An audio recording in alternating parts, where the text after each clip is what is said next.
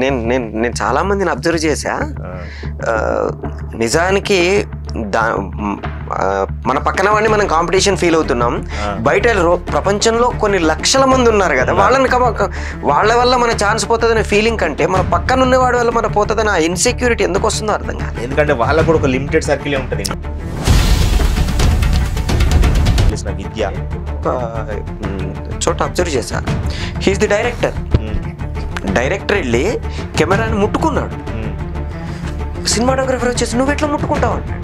అరే వ్యూ ఫైండర్లో నుంచి నేను చూడకుండా నువ్వు ఎట్లా సెలెక్ట్ చేస్తావు అని ఇద్దరి మధ్యలో పెద్ద డిస్కషన్ అయిపోయి ఒక ఇష్యూ కూడా అయింది. అప్పుడు యాక్టర్స్ చూస్తే ఆ రోజు పార్టీ ఇచ్చేవాళ్ళు వ్యూ ఫైండర్లో చూస్తే. అదే సో ఇట్లాంటి కొన్ని సూపర్ స్టిషన్స్ అనుకోవచ్చు. నమస్కారం, షాఫ్ట్ మీడియా నా ప్రస్థానం కార్యక్రమానికి స్వాగతం. నేను మీ చిలుకమర్రి నటరాజ్. సినిమా అనే ఒక అద్భుతమైన ప్రపంచానికి సృష్టికర్తలు బ్రహ్మ విష్ణువులాగా దర్శకుడు రచయిత అయితే, అది ప్రేక్షకుడిని చేరాలంటే కావలసిన ముఖ్యమైన వ్యక్తి సినిమాటోగ్రాఫర్. తను సినిమాటోగ్రాఫర్ అవడమే కాకుండా కొన్ని వేల మంది సినిమాటోగ్రాఫర్స్ని తయారు చేయాలనే లక్ష్యంతో సత్యజిత్ రే ఫిలిం ఇన్స్టిట్యూట్ నుంచి టాపర్గా, ఎంట్రన్స్లో టాపర్గా ఉండి ఆ కోర్స్ కంప్లీట్ చేసి, ఆ తర్వాత జేఎన్ఎఫ్ఈలో ఫోటోగ్రఫీ కోర్స్ నేర్పి, ఇప్పుడు ప్రస్తుతం రామానాయుడు ఫిలిం స్కూల్లో సినిమాటోగ్రఫీ విభాగం నడుపుతూ ఆ సినిమాటోగ్రఫీ టీచ్ చేస్తున్న సురేష్ చెట్పల్లి గారు. ఎన్నో సినిమాలకు ఆయన సినిమాటోగ్రఫర్ కూడా వర్క్ చేశారు. ఆయన ఇప్పుడు మనతో ఈ షాఫ్ట్ ఛానల్కి మనకి ఇంటర్వ్యూ ఇవ్వడానికి వచ్చారు.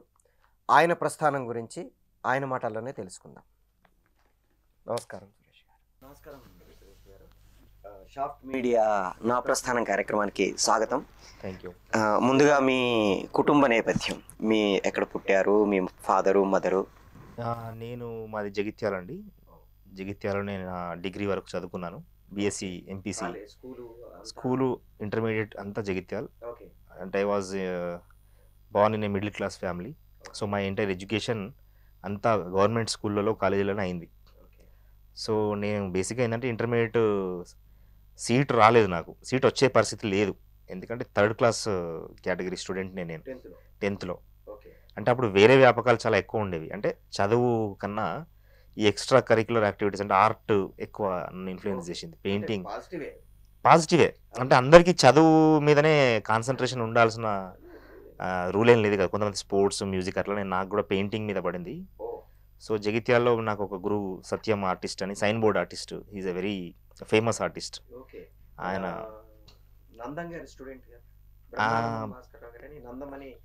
ఆయన బ్యాక్గ్రౌండ్ నాకు పెద్ద ఐడియా లేదు. అతని దగ్గర అతను మంచి అందంగా లెటర్స్ రాసేవాడు. అంటే సైన్ బోర్డ్స్ రాయడంలో ఆయన చాలా మంచి పేరున్న వ్యక్తి. అతని దగ్గర జాయిన్ అవ్వాలనే ఆతృత నాకు ఎక్కువ అయిపోయింది అప్పుడు. సో ఒకసారి వెళ్ళి ఆ షాప్ దగ్గర వెళ్ళి నేను గోడ చాట్లోంచి చూస్తే ఎవడు రాదు అని పిలిచాడు. నేను భయపడుతూ వెళ్ళాను. ఆయన బయట ఎందుకు, లోపల కూర్చో అని. ఆ లోపలికి నాకు ఎంట్రీ ఆయన షాప్లోకి ఇవ్వలేదు, నాకు కళారంగానికి ఎంట్రీ ఇచ్చాడు ఆయన. అక్కడే నాకు తెలియకుండా, అంటే ఇప్పుడు నేను చదువుకున్న తర్వాత ఎంతైతే నాలెడ్జ్ నేను సంపాదించానో కలర్ సెన్స్ మీద, అప్పుడు నాకు చదువు లేకుండా ఆయన నాకు ఏదైతే పెయింట్ చేస్తున్నాడు, ఏ కలర్కి ఏ షాడో పెడుతున్నాడు, ఏ బ్యాక్గ్రౌండ్కి ఏ బార్డర్ పెడుతున్నాడు, బ్యాక్గ్రౌండ్కి లెటర్స్ హైలైట్ చేయాలంటే ఏంటి, కాంట్రాస్ట్ కలర్స్ ఏంటి, సాచురేషన్ ఏంటి, ఈ కలర్ హార్మోనీ ఏంది, ఇవన్నీ నాకు తెలియకుండానే, అంటే ఈ కలర్కి ఈ కలర్ ప్రైమరీ, సెకండరీ, మనకి టెక్నికల్గా చాలా చదువుకున్నాం కానీ అప్పుడు ఏం నాలెడ్జ్ లేకుండానే ఆ గ్రాస్పింగ్ అంతా వచ్చేసింది. ఆ కళలో ఉండే లాలిత్యం, అంటే లలిత కళలు అంటాం కదా, లాలిత్యం అనేది ఒకసారి అర్థమైన తర్వాత నువ్వు ఏ కళ కన్నా వెళ్ళు. ఆ లాలిత్యం అనేది కామన్ సెన్స్. ఆ కామన్ సెన్స్ నేను అప్లై చేసుకుంటూ వెళ్ళిపోయా. అంటే ఆ గీతలు, కర్వ్స్, ప్యాటర్న్స్, డిజైన్స్ నాకు అర్థమైపోయాయి. సో ఆ క్రమంలో నేను ఏం చేశాను అంటే, 10th మనకి ఎట్లా థర్డ్ క్లాస్ మార్కులే వచ్చినాయి కాబట్టి ఎంపీసీ ఇంగ్లీష్ మీడియం అయితేనే కాంపిటీషన్ ఉండదు. అప్పుడు మ్యాథమెటిక్స్ మళ్ళీ అలా ఇంగ్లీష్ మీడియం అంటే I was completely Telugu medium guy. So easily వస్తుంది అని తీసుకున్నా. తర్వాత ఫ్యామిలీ బ్యాక్గ్రౌండ్ ఎకనామికల్గా అవసరం ఉంది, డబ్బులు అవసరం ఉంది అని నేను చిట్ ఫండ్ కంపెనీలో కలెక్షన్ బాయ్ లాగా, పేపర్ బాయ్, ఇట్లాంటి చిన్న చిన్న జాబ్స్ ఏమైనా చేద్దామా అనుకున్నా. చిట్ ఫండ్ కంపెనీలో జాయిన్ అయ్యాను. అంటే నా ఫ్యామిలీకి కొంచెం ఎకనామికల్గా సపోర్ట్ ఉండాలి, ఈ సైన్ బోర్డులు రాయడం నేర్చుకున్నా. తర్వాత ఒక ఫ్రెండ్ రియలైజ్ చేశాడు, నువ్వు ఇప్పుడు చదువుకుంటే తర్వాత సంపాదించవచ్చు, ఇప్పుడే సంపాదిస్తే చదువు రాదు అనడం వల్ల కొంత కాన్సన్ట్రేట్ చేసి పాస్ అవ్వడానికి సరిపోయేంత మార్కులు తెచ్చుకునేంత చదువుకున్నా ఇంటర్మీడియట్. మళ్ళీ డిగ్రీలో షరామాములే, సేమ్ ఇంగ్లీష్ మీడియం మీదనే సీట్ వచ్చే పరిస్థితి ఉంది. మళ్ళీ బీఎస్సీ ఎంపీసీ. నాకు అనిపించింది ఈ సైన్స్ నాకు ఎక్కడ యూజ్ అవుతుంది, అసలు ఈ మ్యాథమెటిక్స్ నాకు ఎక్కడ నా లైఫ్లో where can I apply this, I'm I wasting my time అని నేను కాలేజీకి వెళ్ళేవాడిని కాదు. 3 ఏళ్ళు నేను కాలేజీకి వెళ్ళలేదు. తర్వాత 3 ఏళ్లలో చూస్తే అన్ని సబ్జెక్టులు 0. కానీ నేను చేసిన ఒకే ఒక పని ఏంటంటే ఇయర్ వైజ్ నేను ఫీజు కట్టుకుంటూ వెళ్ళా, ఎగ్జామ్ ఫీజు కానీ అకాడమిక్ ఇయర్ కంటిన్యూ ప్రమోట్ కావడానికి. అంటే ఫస్ట్ ఇయర్ ఫీజు కడితేనే సెకండ్ ఇయర్కి వెళ్తాం. సో అలా 3 ఇయర్స్ అయిన తర్వాత I was failed in all 18 subjects. అప్పుడు ఏమైందంటే నా ఫ్రెండ్స్ అంతా పాస్ అయిపోయి కాలేజీలు, పీజీలు, ఎంబీఏ, ఎంసీఏ అవన్నీ పెద్ద పెద్ద చదువులు అని వినేసరికి నాకెందుకో ఐఎమ్ఐ ఇల్లిటరేట్ అనే ఫీలింగ్ వచ్చింది. నా కళ వాళ్ళు గుర్తిస్తున్నారు, అప్పటిబంధం చప్పట్లు కొడుతున్నారు, కానీ సమాజంలో చదువు అనేది వేరే ప్యాటర్న్లో ఉంది. చదువుకున్నోనికే విలువ అనేది నాకు గుర్తొచ్చేటట్టు కొన్ని ఇన్సల్ట్స్ అయ్యాయి నా లైఫ్లో. నువ్వేం చదువుకున్నావులే అన్నట్టు. అయితే నేను చదువుకోవాలనుకుంటే చదువుకోలేనా, నేనే అవాయిడ్ చేశాను. నా ఫీల్డ్ చదువు, ఈ అక్షరాలతో కూడిన చదువు కాదు, వేరే చదువు కదా నేను చదవాలనుకున్నది. కానీ నేను ఫైన్ ఆర్ట్స్ గురించి విన్నా అప్పుడే. ఆ సత్యం ఆర్టిస్ట్ దగ్గర ఉన్నప్పుడు ఆయన సర్కిల్లో ఉన్న వాళ్ళు ఫైన్ ఆర్ట్స్ చేయడం, ఇంకా నా చిన్ననాటి ఫ్రెండ్స్ రామ్ గోపాల్ అని, బొద్దున రామ్ గోపాల్ అని ఒక వ్యక్తి, ఆయన కూడా ఫైన్ ఆర్ట్స్ చేసేవాడు ఇక్కడ జేఎన్యూలో. నేను ఇంకా శ్రీకాంత్ అని ఒక వ్యక్తి ఫోటోగ్రఫీ చేసేవాడు. వీళ్ళని చూసి నేను ఫైన్ ఆర్ట్స్ గురించి ఎంక్వైరీ చేశాను. చేసిన తర్వాత అది ఇంటర్మీడియట్ నుంచి మళ్ళీ అదొక డిగ్రీ అనిపించింది. పర్లేదు, మనకు నచ్చిన చదువు మనం ఎప్పుడైనా చదవచ్చు అనుకొని నేను మళ్ళీ ఫైన్ ఆర్ట్స్కి ఎంట్రన్స్ రాస్తే అప్పుడు ఫోటోగ్రఫీ, పెయింటింగ్ రెండిట్లో సీట్ వచ్చింది నాకు. సో నాకు అప్పుడు అనిపించింది, మా ఫ్రెండ్స్ కూడా కొంత ఇన్ఫ్లుయెన్స్ చేశారు, నీకు ఆల్రెడీ పెయింటింగ్లో కొంచెం అవగాహన ఉంది కదా, why don't you join in photography. But photography was a costly course for me because I have to purchase lot of rolls, developing, printing. నా ఎకనామికల్ స్టేటస్ సపోర్ట్ చేస్తుందా చేయదా అనే ఒక డైలమా ఉండేది. అంటే ఫ్యామిలీ నుంచి అడగొద్దు డబ్బులు అనేది. బట్ నాకేమనిపించిందంటే I can earn money by doing painting. ఆ సైన్ బోర్డ్ ఆర్టిస్ట్గా నా డబ్బులు నేను సంపాదించుకుంటే ఈ కోర్సును నేను కంటిన్యూ చేయగలనని నమ్మకం వచ్చి నేను ఫోటోగ్రఫీ చూస్ చేశాను. తర్వాత ఏమైందంటే ఈ డిగ్రీ, నేను బీఎస్సీ మ్యాథమెటిక్స్ చదివిన డిగ్రీ అక్కడే అయిపోయింది కదా అనే ఒక ఆలోచన వెంటాడుతుండేది నన్ను. ఎవరైతే నువ్వేం చదువుకున్నావురా, డిగ్రీ లేదు నీకు అనే దాన్ని డిగ్రీ కూడా కంప్లీట్ చేయాలనే, ఇక్కడ ఈ డిగ్రీ కంప్లీట్ చదువుతున్నాయి ఫైన్ ఆర్ట్స్. నేను నా బీఎస్సీ అన్ని బ్యాక్లాగ్స్ 1 ఇయర్లో కంప్లీట్ చేశాను. 18 సబ్జెక్ట్స్ ఇన్ 1 ఇయర్. అంటే చదువుకోలేక కాదు, అది మనకు అక్కర్లేదులే అనుకున్నారు కాబట్టి 18 మిగిలాయి. అవసరం ఎందుకు చేయలేము అనుకుంటే 18 ఒక్క ఇయర్లో అయిపోయాయంటే మన మీ క్యాలిబర్ ఉంది కానీ దాన్ని పట్టించుకోవాలా అంతే. Right, nice. చేశానంటే ఇంపార్టెంట్ ఏంటి, అసలు పాస్ అవ్వడానికి ఏంటి మార్గం అనే చదివా. అత్యవసర మార్కులు వచ్చి మనం పాస్ అయితే చాలు. నాకు ఎప్పుడు ర్యాంకులు, ఫస్ట్ ర్యాంకు, సెకండ్ ర్యాంక్ ఇవన్నీ టెంపరీ అనిపించేది. ఈ 3 నెలలో 6 నెలలో మనం ఆ ర్యాంక్ని ఎంజాయ్ చేస్తాం, బట్ తర్వాత we have to move on to the next success అలా అనిపించేది. అయితే ఈ డిగ్రీ 18 సబ్జెక్టులు పాస్ అవ్వడం అనేది నా లైఫ్లో పెద్ద టర్నింగ్ పాయింట్. అది maths, physics, chemistry, that to in English medium. And I don't know what is English at all. అంత తెలుగు మీడియం, తెలంగాణలో ఇంకా తెలుగు మీడియమే ఎక్కువ ప్రాచుర్యంలో ఉన్న రోజులు అవి. నేను కొరట్లలో చదువుకున్నాను. ఓకే. సో అప్పుడు బిఎఫ్ఏ జాయిన్ అయిన తర్వాత, ఫోటోగ్రఫీ జాయిన్ అయిన తర్వాత ఒకరోజు లక్కీగా ఏమైందంటే ఈనాడులో ప్రతిభ అని ఒక ఆర్టికల్ వచ్చేది ఎవ్రీ వీక్ ఒకటి. దాంట్లో అప్పుడు రోజా సినిమా రిలీజ్ అయింది, Maniratnam. So I saw that film and I felt there is something beautiful in this film. ఏదో మ్యాజిక్ ఉంది. ఏంటి ఆ మ్యాజిక్?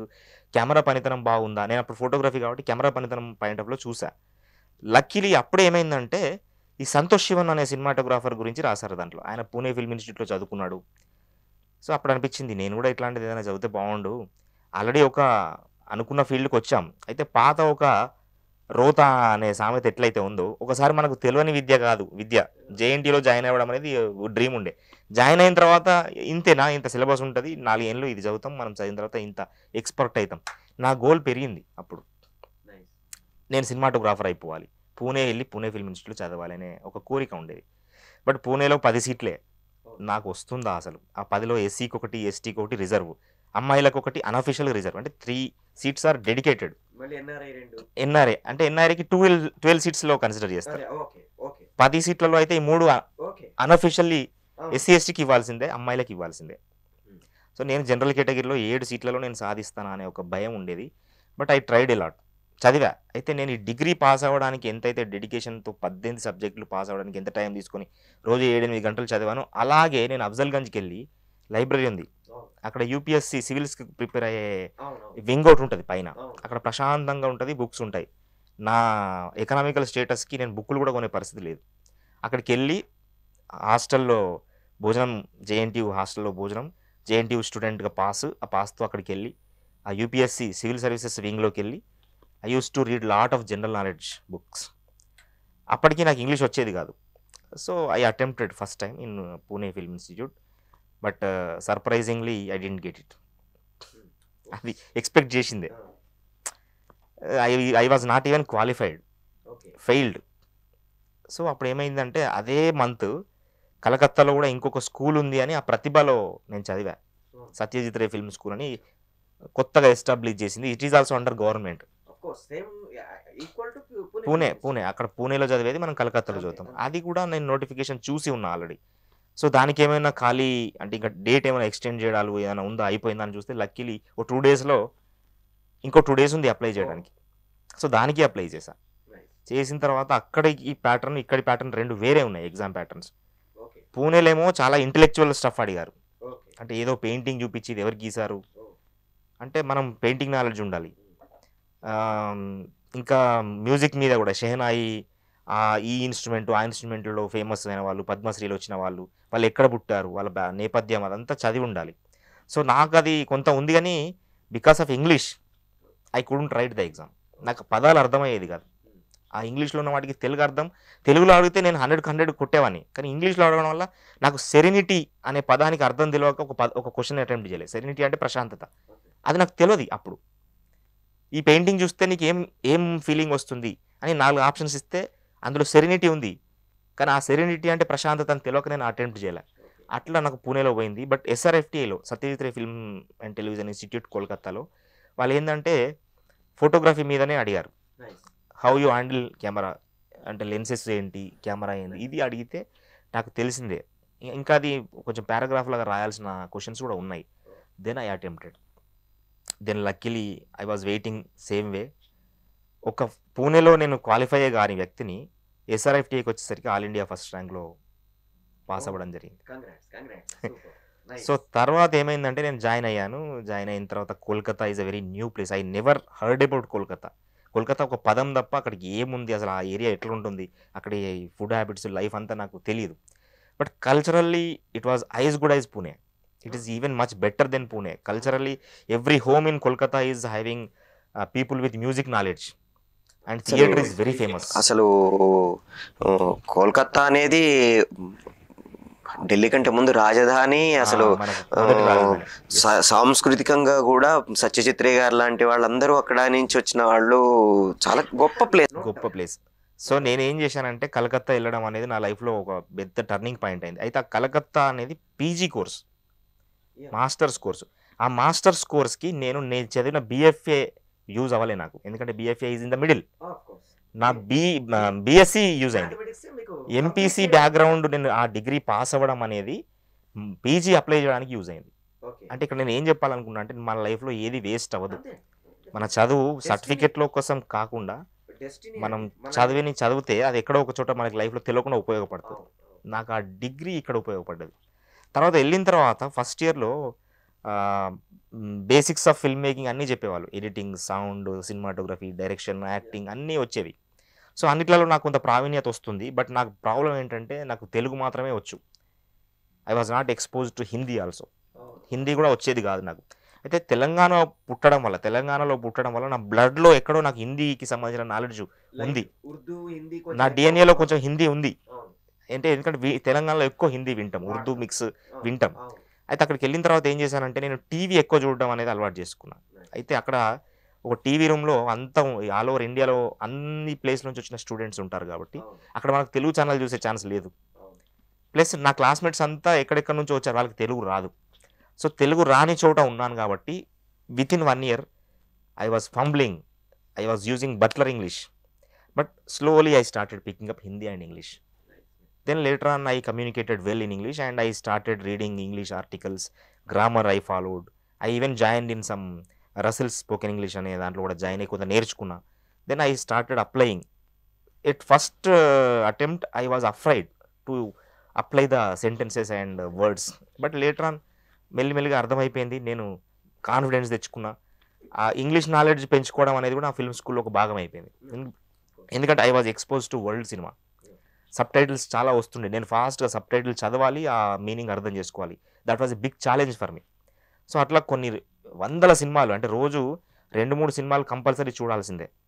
అయితే నేను మన తెలుగు బ్యాక్గ్రౌండ్ నుంచి వెళ్ళిన వ్యక్తిని కాబట్టి నాకు నా స్కోప్ చిన్నగా ఉండేది. నాకేంటంటే నా ఏజ్కి చిరంజీవి అంటే ఒక గొప్ప inspiration. I wanted to become actor also at once upon time. But I realised acting is very కొంచెం అంటే ఎకనామికల్గా నా ఫ్యామిలీ బ్యాక్గ్రౌండ్, నా బ్యాక్గ్రౌండ్ యాక్టింగ్ ఎన్నుకుంటే కష్టం అవుతుందేమో అనే ఒక ఫీలింగ్లో ఒక టెక్నికల్ సైడ్ వెళ్దామనే నిర్ణయం తీసుకున్న తర్వాత నేను కలకత్తా వెళ్ళిన తర్వాత నా పరిధి కొంచెం విస్తృతం అయిపోయింది. వరల్డ్ సినిమాకి ఎక్స్పోజ్ అయ్యి హిందీ ఇంగ్లీషు మిక్స్ అయిపోయి నా బాడీలో, నా లాంగ్వేజ్లో. తర్వాత నేను ఇంకా అన్ని విభాగాల్లో నా మనసు పెట్టడం స్టార్ట్ చేశాను. అంటే సినిమాటోగ్రఫీకి ముందు పెయింటింగ్ అనుకున్నాను, ఫోటోగ్రఫీకి ఎట్లా వచ్చాను, తర్వాత సినిమాటోగ్రఫీ కూడా నా అల్టిమేట్ గోల్ అనుకుని ఎట్లయితే నేను సంతోష్ శివన్ గారిని చూసి ఇన్స్పైర్ అయ్యి ఫిల్మ్ స్కూల్కి వెళ్ళిన తర్వాత I even concentrated on other things. Editing నేర్చుకున్నా. నా ఎడిటింగ్ క్లాస్మేట్స్తో పాటు వాళ్ళ క్లాస్లో కూర్చునేవాడిని. నేను ఎడిటింగ్ డౌట్స్ అడిగేవాడిని. సౌండ్ వాళ్ళతో కూర్చొని సౌండ్ క్లాసులు. అంటే I wanted to evolve as a film maker, not only as a cinematographer. So అలా నేను ఫస్ట్ ఇయర్లో సినిమాటోగ్రఫీ క్లాసులు వచ్చినప్పుడు కూడా నాకు అంత తెలిసినట్టే అనిపించేది. ఎందుకంటే బీఎఫ్ఏలో నేను ఫోటోగ్రఫీ చదివా. Lenses, depth of field, depth of focus, ఇవన్నీ ఆ టర్మినాలజీ అంతా నాకు తెలిసిందే అనిపించేది. సో నా పరిధి కొంచెం పెంచుకుందామనే ఆలోచన అక్కడ నాకు వేరే వాటి మీద కూడా ఫోకస్ అవ్వడానికి నాలెడ్జ్ చాలా ఉపయోగపడింది. తర్వాత ఏమైందంటే కొంతమంది నా క్లాస్మేట్స్ వాళ్ళు కూడా పాపం రూరల్ ఏరియా నుంచి వచ్చిన వాళ్ళకు పాటలు అర్థమయ్యేటివి కాదు. ఎంత కష్టపడ్డా వాళ్ళకి ఆ లెక్చరర్స్ చెప్పేది వాళ్ళదంతా హైఫై ఇంగ్లీషు, ఇంటెలెక్చువాలిటీ అంతా మిక్స్ అయ్యి వచ్చేది. వీళ్ళేమో రూరల్ బ్యాక్గ్రౌండ్ నుంచి అసలు కొన్ని కిలోమీటర్లు నడిచి వచ్చి బస్ ఎక్కిన రూరల్ బ్యాక్గ్రౌండ్. ఇంకా అరుణాచల్ ప్రదేశ్ లాంటి ప్లేస్లలో గుట్టలు ఉంటాయి, అక్కడ బస్సులు కూడా ఉన్నాయంట. వాళ్ళకి 10 కిలోమీటర్లు నడిచి వచ్చి ఎక్కడికో వచ్చి ఒక చిన్న టెంపో లాంటిది ఎక్కి సిటీకి వచ్చి, సో వాళ్ళు ఏంటంటే చాలామంది అర్థం కాక డ్రాప్ అయిపోదాం అనే ఆలోచనలో ఉండేవాళ్ళు. So what I did, I bring them to my room in hostel. తీసుకొచ్చి వాళ్ళకి నేను ఆ లెక్చర్స్ అన్ని వాళ్ళ భాషలో వాళ్ళకి అర్థమయ్యేలాగా చెప్పేవాడిని. చెప్పుతున్నప్పుడు వాళ్ళ మొహంలో ఒక గ్లో చూసేవాడిని. నేను అర్థమైంది. నేను ఏం చేశానంటే నేను వాళ్ళకి అర్థం చేపిస్తున్నానే అనుకున్నా, కానీ వాళ్ళ గోల్ని నేను మార్చేస్తున్నా. ఇంటికి వెళ్ళిపోదామనే ఆ జర్నీని బ్రేక్ చేసి ఉండి నేర్చుకునేటట్టుగా తయారు చేసేవాళ్ళని. అంటే they become cinematographers, they become sound recordists. Now people are enjoying the filmy world and some people even got awards, national awards. Now they are in Bombay, settled happily with families and earning lot of money. అదంతా ఇప్పుడు నేను తలుచుకుంటే నేను ఆ రోజు కనుక వాడిని కొంచెం ఇన్స్పైర్ చేసి వాడిని కూర్చునిబెట్టి నీకు వచ్చిన భాషలో చెప్తా, ఒకరోజు కాకపోతే ఒకరోజు నేర్చుకుంటావు, నేను నీకు రికవర్ చేస్తా, ఒకళ్ళు నువ్వు ఏదైనా లెసన్ మిస్ అయితే నేను చెప్తాలే, నువ్వు బ్లైండ్గా కూర్చో కొద్ది రోజులు అని వాళ్ళని ఇన్స్పైర్ చేసినప్పుడు వాని మొహంలో ఒక గ్లో వచ్చేది. ఆ గ్లో చూస్తే నాకేదో లోపల ఒక ఆధ్యాత్మిక ఆనందం వచ్చేది. అంటే ఒక దీపాన్ని వెలిగిస్తున్నా అనే భావం వచ్చేది నాకు. అంటే నేను నేర్చుకున్నది నాకు యూజ్ అవ్వడమే కాకుండా నేను 10 మందికి యూజ్ అయ్యేలా చేస్తున్నా. అయితే వాళ్ళు కూడా నాకు నా వైపు ఒక ఆరాధనాపూర్వకమైన భావాన్ని వ్యక్తం చేసేవాళ్ళు. తర్వాత ఎప్పుడైనా హైదరాబాద్ వస్తే హైదరాబాద్లో జేఎన్టీయూకి పోయేవాడిని. అంటే ఇప్పుడు జేఎన్ఏఎఫ్ఏయుగా పేరు మార్చారు. అక్కడ నా జూనియర్స్ 3rd ఇయర్ ఎవరో తెలియదు నాకు. నేను వెళ్ళి నాకు నేనే ఇంట్రడ్యూస్ చేసుకొని I'm studying in film school అనగానే వాళ్ళు కొంచెం విస్మయంతో చూసేవాళ్ళు. అక్కడి నుంచి వచ్చారా, మీరు ఇక్కడే చదువుకొని వెళ్ళారా అని. సో వాళ్ళు కూడా చిన్న చిన్న డౌట్లు అడిగితే నేను చెప్పేవాడిని, వాళ్ళకి ఈజీ చేసేవాడిని. అంటే సినిమా ఇండస్ట్రీ, ఫోటోగ్రఫీ, సినిమాటోగ్రఫీ పెద్దగా కనపడ్డ గోల్ని నేను వాళ్ళకి సింప్లిఫై చేశాను. ఎనీబడి కెన్ డూ ఎనీథింగ్ అనేది వాళ్ళకి మైండ్లోకి చొప్పించగలిగా. సో మా లెక్చరర్స్తో కూడా నాకు మంచి అనుబంధం ఉండేది. వాళ్ళు అన్నారు, నువ్వు ఎందుకు బయట సినిమాలు చేసుకుంటూ ఇక్కడ టీచింగ్ చేయకూడదు అని అడిగారు. అంటే అట్లా నాకు టీచింగ్ మొదటి స్టెప్ నేను చదువుకున్న కాలేజీలోనే పడ్డది. సో నా బ్యాచ్మేట్స్ జస్ట్ పాస్డ్ అవుట్, నా నెక్స్ట్ బ్యాచ్ జూనియర్స్కి నేను టీచర్. సో అక్కడ ఎస్ఆర్ఎఫ్టీ నుంచి నేను పాస్ అవుట్ అయ్యి మళ్ళీ జేఎన్టీయూలో, జేఎన్ఈఎఫ్ఏలో లెక్చరర్గా జాయిన్ అవ్వమని మా ఫ్యాకల్టీ ఎంకరేజ్ చేయడం వల్ల నేను అప్పుడు నాకు ఎకనామికల్ సోర్స్ కూడా ఏం లేదు. జస్ట్ పాస్ అవుట్ అయ్యి వచ్చాను. వచ్చిన తర్వాత ఇక్కడ హైదరాబాద్లో ఫిల్మ్ ఇండస్ట్రీలో ఉండే కష్టాలు ఏంటో నాకు తెలిసింది. ఇంకా అప్పటికి ఏజ్ 25+ ఉంటుంది ఏజ్. అంటే డిగ్రీ 2వ డిగ్రీ చేసే ప్రాసెస్లో 3 ఏళ్ళు అక్కడ ఫిల్మ్ స్కూలు ఇదంతా అయ్యేసరికి ఇంటికి వస్తే పేరెంట్స్ని నాకు మళ్ళీ ఉద్యోగానికి సెట్ అయ్యేంత వరకు డబ్బులు ఇవ్వమని అడిగే పరిస్థితి లేదు. అంటే వాళ్ళకు కూడా మేము నలుగురు అబ్బాయిలము, మా పేరెంట్స్ వాళ్ళకి కూడా చిన్న చిన్న ఆదాయ మార్గాలే ఉన్నాయి. మా ఫాదర్ వాజ్ ఎలక్ట్రీషియన్. సో ఇప్పుడు ఏం అంటే రెస్ట్ తీసుకుంటున్నారు, ఏజ్ అయిపోయింది. సో ఆయనకు వచ్చే ఆ చిన్న ఇన్కమ్తో నలుగురిని పోషించడం ఆ టైంలో ఆయనకి అది పెద్ద హెడేక్ అది. సో ఆయన అడగలేని పరిస్థితి. సో తక్కువ డబ్బులతో హైదరాబాద్ వచ్చా. చెప్తే ఇంకా 500 రూపీస్ తెచ్చుకున్నానండి వచ్చేటప్పుడు. ఆఫ్టర్ ఫిల్మ్ స్కూల్ ఇంట్లో అడిగితే ఏమంటారో అనే భయంతో ఒక 500 ఇవ్వండి అని తెచ్చుకుంటే 125 రూపాయలు బస్ ఛార్జ్ దానికి హైదరాబాద్ రావడానికి. అంటే రోజు ఒక పూట తింటే ఎన్ని రోజులు తింటామో తెలీదు. సో ఫ్రెండ్స్ రూమ్స్లకి ఎవరిదన్నా నన్ను ఉంచుకుంటారేమో కొద్ది రోజులు అనే యాంగిల్లో నేను ట్రై చేశాను. వాళ్ళకి ఏంటంటే వాళ్ళు already they are assisting in the industry as assistant camera persons.